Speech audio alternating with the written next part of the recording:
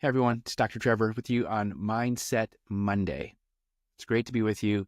I'm really excited about today's topic. Actually, it comes as a recent request that I've received, and many people in the past have shared similar recommendations or requests that we do a segment on today's topic. So today's topic is on mission, vision, and values for our life. Mission, vision, and values for our life. So first, I think it's helpful.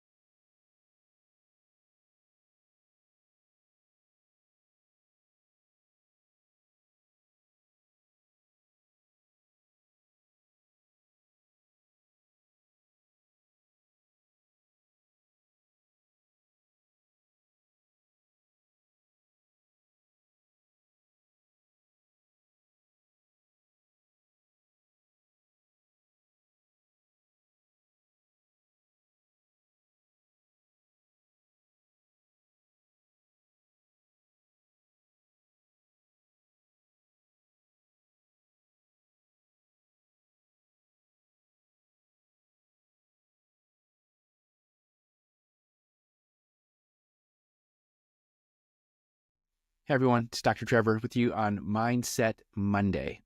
It's great to be with you. I'm really excited about today's topic. Actually, it comes as a recent request that I've received, and many people in the past have shared similar recommendations or requests that we do a segment on today's topic. So today's topic is on mission, vision, and values for our life. Mission, vision, and values for our life. So first, I think it's helpful for us to be able to understand, why does that matter in our mindset? Well, the foundations of our mindset are really centered around, and they're grounded on, these three principles of mission, vision, and values. So I think it's helpful if we just kind of give if I give a working definition of what is a mission, a vision, and what are values. So let's start with mission. Mission is typically a term that we think about in context of like government or military, or for those who are people of faith, we might think of it in those who are evangelizing. In a way, we might refer to them as missionaries, right? But I think it's also helpful for us to contextualize that for ourselves. And it's simply this idea is that I'm living life on purpose, right? I'm living life with mission. Like philosophically, we might consider this our why question. Like, why am I here, right? Why do I exist? Why do I get out of bed every day? And why do I keep contributing in the ways that I'm contributing to the world around me? Well, it comes back to this idea of having purpose or being on mission. So the second is vision. So what is a vision? If you look it up in simplest terms, what vision is just this idea of having a preferred future. What is vision?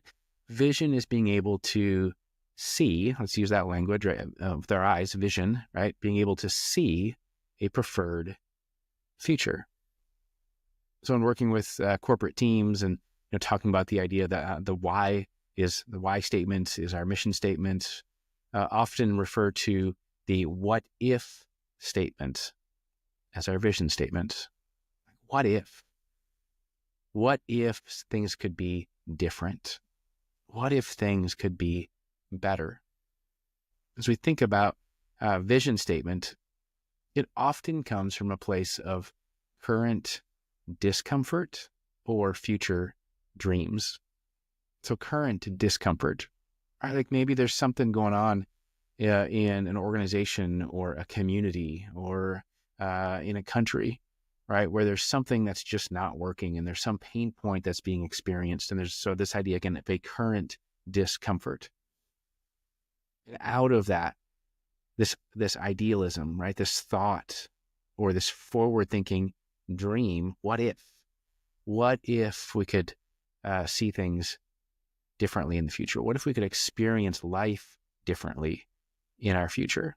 And so it's out of that we start to experience, again, this idea of a vision, a preferred future. Again, our what if statement. What if it could be different? What if this could change? What if we could add this or take this away or see change and growth in our lives or the lives of people around us?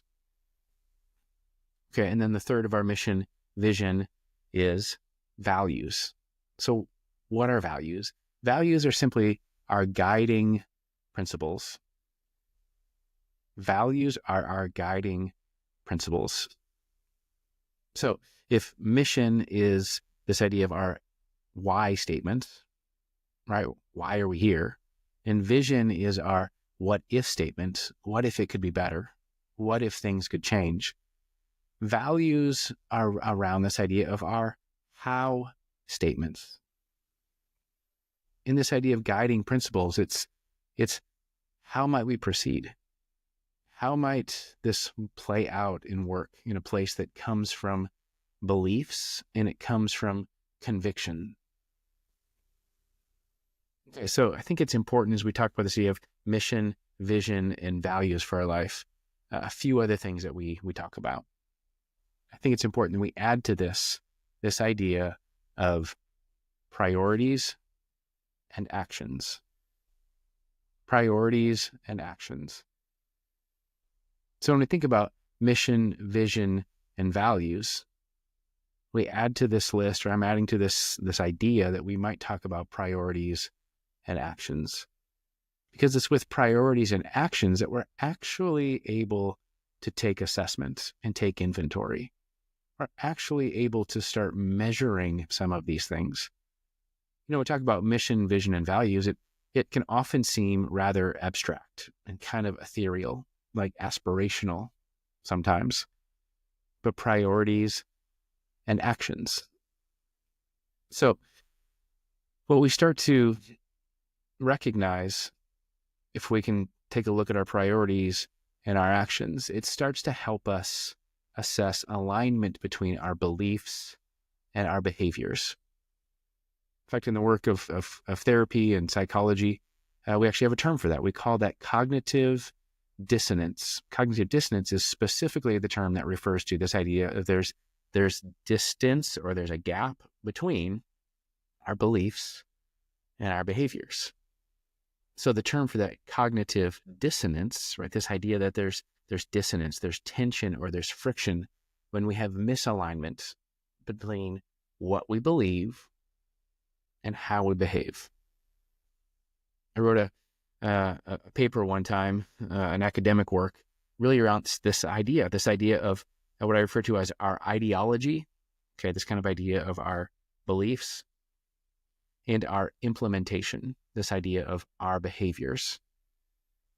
In some industries, this dissonance is known as what's called the value and action gap.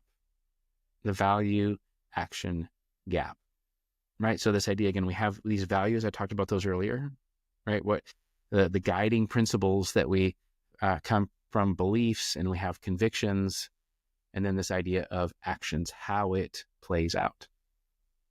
In fact, there's another theoretical concept that actually has a lot of application to it, and it's in the same direction. It's called the self-discrepancy theory.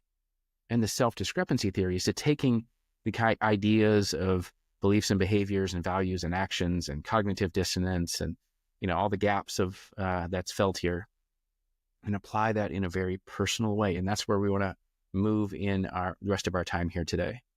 This idea of the personal discrepancy theory. And the theory is simply something like this. When our beliefs are misaligned with our behaviors, there's a discrepancy. right? There's friction, there's tension. When our values are not in accordance with our actions, we feel discomfort. We feel misaligned in our lives.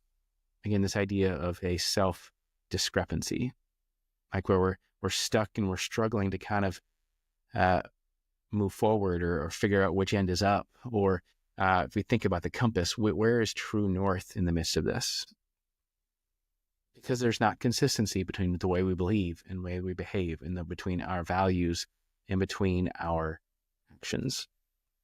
Okay, so when we think about this in personal application, there's a few things that we maybe find insight from. I mean, think about this in your own lives. I'm going to use a couple examples that might relate to you, or might be able to come up with one on your own. So in the value action gap that's often identified, it goes something like this. We hold this value that God created the heavens and the earth, and he's called us to be good stewards of the earth that he has given us dominion over. Okay, right? That's a value, right? It comes from a deep place of beliefs. There's convictions around that. And then there's actions. Actions like we drive gas-guzzling cars, or we go through drive-thrus to pick up our favorite food and we get it in styrofoam cups and containers. Or we have a recycling option to be picked up in our community, but we just don't bother to put things in the recycling bin to get picked up. Okay? Those are all, I'm talking about the environmental example, right? We have this belief, or we have this value that says, hey, this matters, right? We feel like we need to be good stewards of creation, the world around us. And yet our actions don't always align with that. Okay, so that's one simple example, right? You may be able to come up with another example, something that's relevant to you, something that maybe is a gap between, hey, this is what I believe, and this is how I behave, or this is what I value, but this is how my actions actually play out. So with today's episode, I actually want to just walk through a list of steps with you today that you can write down. I'd encourage you to do that, or you can come back to this episode at another time. And I want you to do some self-assessment. I want you to think about these things and how mission, vision, and value are key to your mindset, key to your well-being, not only in your mindset, but in the place that we think about our thoughts, our feelings, our behaviors, and the way that we ultimately look for alignment between our beliefs and our behaviors. Because the reality is, the gap between those two, it ultimately feels like, this is a strong term, but it actually kind of feels like hypocrisy. It feels like a lack of integrity, right? Like we know this idea of we should be people who do what we say and say what we do. Well, that might be an example here, right? I say one thing, but I do another thing. Or I believe one thing, but I behave completely differently. And what we come to recognize is the way that shows up in us. You know, whether we take that purely from a psychological perspective, when we can look at all the data and all the studies of where this shows up in ways that is ultimately unhelpful for us, not just in our mental health, but it shows up in the way that we cope with those things. But if we take this from a spiritual place, right, it shows up as like conviction. It shows up as like the Holy Spirit kind of at work in us, and there's kind of this discomfort, right? When we have a belief, but our behaviors, or we have a value and our actions are just not in accordance, or just in alignment with that belief or with that value. And so spiritually, we feel this push and this pull. And ultimately, ultimately we have these decisions to make. Are we going to, with conviction and, with intentionality and resolve, shift our behaviors to more closely align with our beliefs? Right? Are we going to move our actions to be closer and in alignment to our values? Or oftentimes, when gone unchecked and without intentionally taking active steps, we see the shift happen the other way. We start to see our beliefs shift towards our behaviors. We start to see our values drift towards our actions. And what's happening there when that's the case is we're starting to be able to alter that place of conviction, that missional living with purpose, that vision of being able to say, hey, what if life could be better? What if the current discomfort and hurt and pain could go away? What if there's a brighter tomorrow? When ultimately it sort of feels something like this, like we have this belief and it's misaligned with our behavior, but we're kind of connected with our behavior, or we just don't have a lot of drive or motivation to make that shift in our behavior. Are we like the outcomes and the benefits of those behaviors? We start to shift our belief. It shifts to, well, you know what? It's really not that big of a deal. It's not that bad. It's not really hurting anyone. I'm not even sure I really believe that anyways. We start to minimize. We start to mitigate. We start to be able to justify some of these behaviors over here. We start to rationalize some of what we're doing. We start to give ourselves permission in a way that's ultimately and many times unhelpful and unhealthy, not just for us, but others around us, when we say, hey, let's just move that behavior, leave the behavior and move our belief, right? Or keep living out these actions and then adjusting our values. Again, it's not that bad. It's no big deal. I'm not even sure this really matters. Again, we start to do these things and we start to move in a different direction. So why do I share all this? And it's simply this guiding principle. When we feel distance, when we feel dissonance and misalignment, something's got to give. Something's going to shift. Something's got to move, because we're people just created inherently. We're people of comfort, people who are looking for alignment. So with intention and purpose in a place of conviction and resolve, the idea is that we move our behaviors to better align with our beliefs, rather than allowing this drift to happen where we just little by little, slippery slope, not giving it attention, not giving it effort, we start to see our beliefs and our values migrate towards our behaviors and our actions. All right, so I mentioned I want to walk through a list with you. Let's do that. Okay, the first is this. I think we got to start at the foundation, which is number one, identify your purpose. Just ask yourself the question, what's my why? What's my why? Why am I here? Right? Why has God put me on this earth? And maybe the what has he called me to do? What is my purpose here in this earth?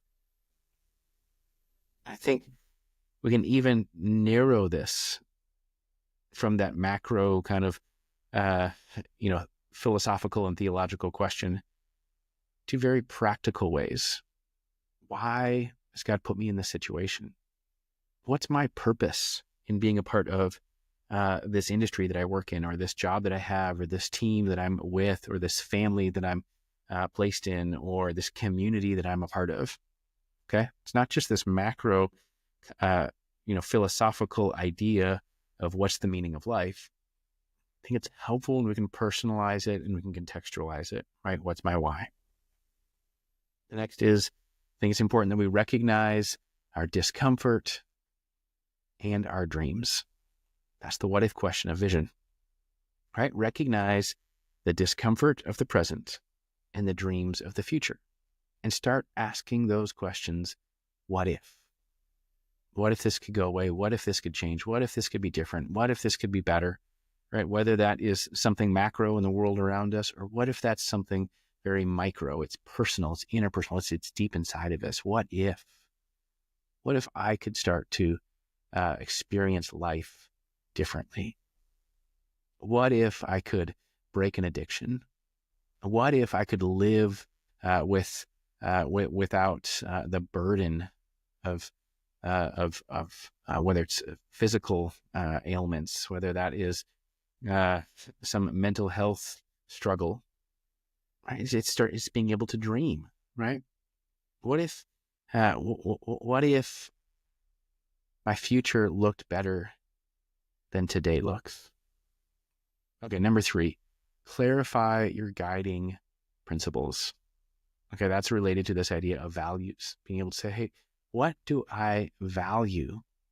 And it's simply this idea of what matters most to me. It's the how question, right? The guiding principles of, so if I've identified my purpose in a big way or a small practical way, if I've recognized the discomfort and the dreams, this what if idea, getting to this place of clarifying guiding principles, right? The values, what's going to guide me forward in my mission and towards my vision. Okay, the next is this. Assess your current priorities. Assess your current priorities. Probably the most practical way to do this is just grab a piece of paper, sit down, and start asking the questions like, what's filling my time? Like, what's taking my attention? What am I giving my energy to? What am I giving my money to? Okay, pretty quickly we can start to recognize like, oh, those are the things that I either value, right? I'm giving my time and attention and my effort and my focus to these things, and or this idea of priorities. Somehow my behaviors, I'm prioritizing certain things in my life over other things in my life. All right, so you're going to come up with that list. You're going to assess those current priorities. Next is you're going to kind of walk through the question, how do your current actions reflect what we've talked about so far, our mission, vision, and values? So think about, based on that last question of what are your current priorities, what's filling your time, taking your attention, your time, your money, your energy, right? Directly connect that to our behaviors. How do your current actions now reflect your mission, vision, and value? Which leads to the next step. By the way, we're on step number 6 if you're tracking with me. I think it's important that we pause for a moment and we reflect on that alignment. Is it aligned? Like my mission, vision, and values, right? Those things that I hold dearly and I feel called to and I feel conviction about, are they aligned with my priorities and my actions? Or are they misaligned? And if they're misaligned, which one of them is misaligned, or how far apart are they misaligned? This kind of the idea of the gap, right? When I talked about this idea of a value action gap, or I talked about this idea of dissonance or discrepancy, mentioned those earlier. So just reflect on what you're noticing in this alignment, in the proximity or the distance between your beliefs and your behaviors, your values, and your actions. Okay, I would imagine, I know for myself when I've done this, for every individual, for every organization I've ever done this with, it's not lining up perfectly, right? There's something going on there where it's creating this dissonance, right? This discrepancy. So number 7 is simply this: commit to change. So now that you've identified that there's a gap, there's a misalignment, got to be this place from within us to be able to say, hey, I'm going to commit to change. Specifically, I'm going to commit to change behaviors that don't align with my beliefs. My commitment is to shift behaviors in my life to be more aligned with my belief. I'm going to give you an example as we walk through these last few steps. So, I talked about environmental issue earlier, but let's take it in a very practical way. Like, right, mission, vision, values, I've referenced those, priorities and actions. Okay, so let's say I have this strong conviction, this belief, this value comes from a deep place of my understanding that not only has God created the earth, like I mentioned earlier, and we should be stewards of that to the best of our ability, but if we personalize that, like in a way to be able to say, hey, God created me, like my body, like my being. And God has called me to be all that I can be. God has called me to steward this body that he has given me, right? This time here on this earth that I have and that he has granted and blessed me with. Well, when we start to think about that belief, and then we think about behaviors, it's like I have a belief like part of stewarding my body is to eat healthy, or stewarding, being a good steward of what God has given me is to exercise once in a while, or have proper hygiene, or be intentional about my sleep. Right? We could go through a whole long list. I'm just trying to give examples of making this very, very practical. And then we start to have to be able to ask these questions and look for alignment. I believe that I should be physically healthy, right? That God has given me a body, a temple of the Holy Spirit, and I should steward that well. And yet, let's say my behavior is, well, I don't really like to exercise, so I don't, or I have reasons why it's difficult to get to the gym, or I just don't have enough time in the day, or it's just not in my budget, or whatever the case may be. I love fast food, and it's easy and it's accessible and it's affordable. We start to recognize there's this gap. There's this discrepancy and this dissonance. I believe I should be a healthy person. I believe I should be a good steward of my body. And yet my behaviors are, it could be all sorts of things. I probably, maybe I drink too much. Maybe I'm too lethargic. Maybe I'm a little overweight, or I'm not at the body weight that is healthy for me. I'm not taking active steps in my health by exercising and eating and sleeping to align with what I believe is best for me and what I'm called to be. So here's this back to step number 7, commit to change, right? Just make a commitment to change. Then we have to be able to take a practical next step, was create a plan. Like I say this all the time, I've said this many times on this live stream, which is hope without a plan is just a dream. And hope without a plan is just a dream. So rather than saying, well, I hope I get healthy, or I hope, global warming, doesn't happen, or I hope we don't kill off all the animals, or I hope, whatever it might be, right? Hope without a plan is just a dream. So this step 8 is so important. Create a plan. Now, we don't have time to go into it today, but, a plan that is simple, a plan that is measurable, a plan that is accessible and attainable and sustainable, all really important factors. All right. Step 9. We got 2 more to go, number 9 and number 10. Number 9 is gain support from self and others to stay committed to carrying out the plan. Gain support from self and others to stay committed to carrying out the plan. Part of the plan, an extension of the plan, is to be able to say, okay, so what am I going to do to stay motivated? What am I going to do to stay committed? Recognizing the goal here is not perfection, but the goal is progress.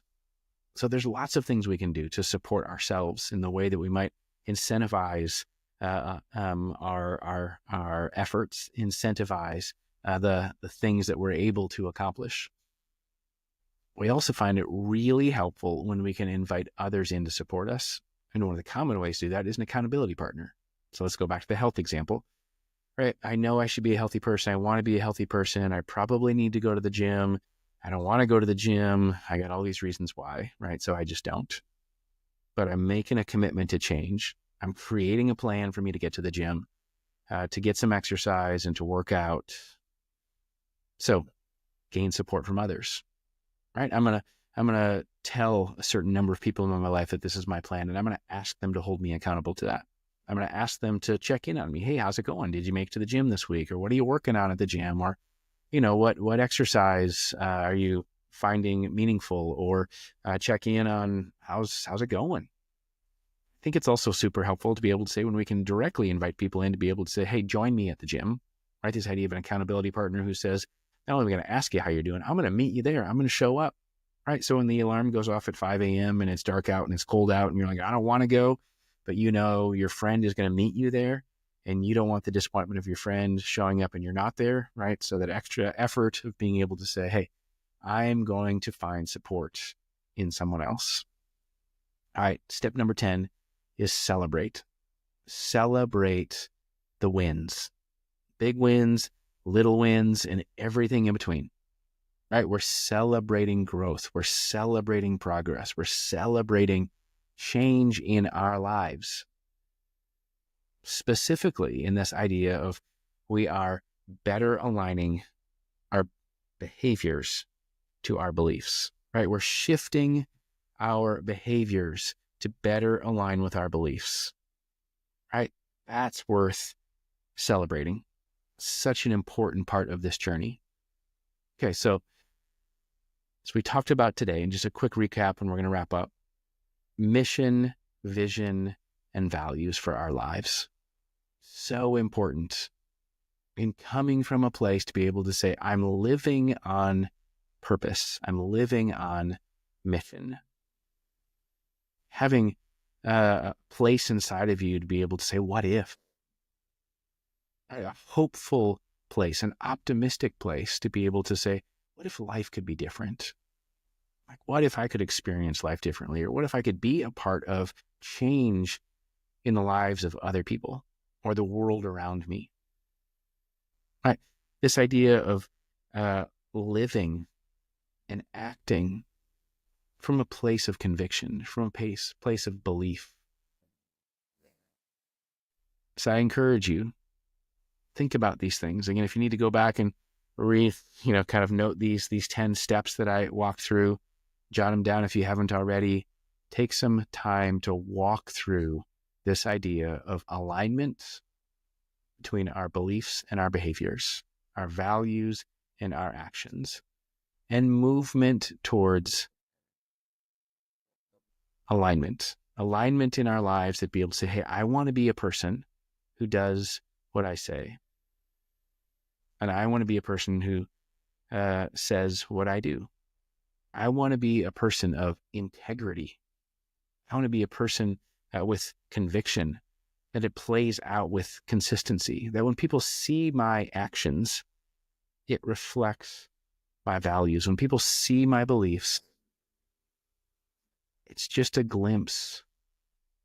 When they see my behaviors, it's a glimpse into my beliefs. Okay. This was a lot to digest today, wasn't it? Hope it was helpful for you. Hope it was helpful for you to be able to recognize that mission, vision, and values isn't just some corporate process companies go through. It's not just something that shows up on a website. It's not just a statement that we see at the office, but it's every bit as meaningful to how we live out our lives in alignment. All right. Thanks for being with me today. Stay tuned for Wednesday. Dr. Mike will be with us for Wellness Wednesday, and I'll be back with you for Faithful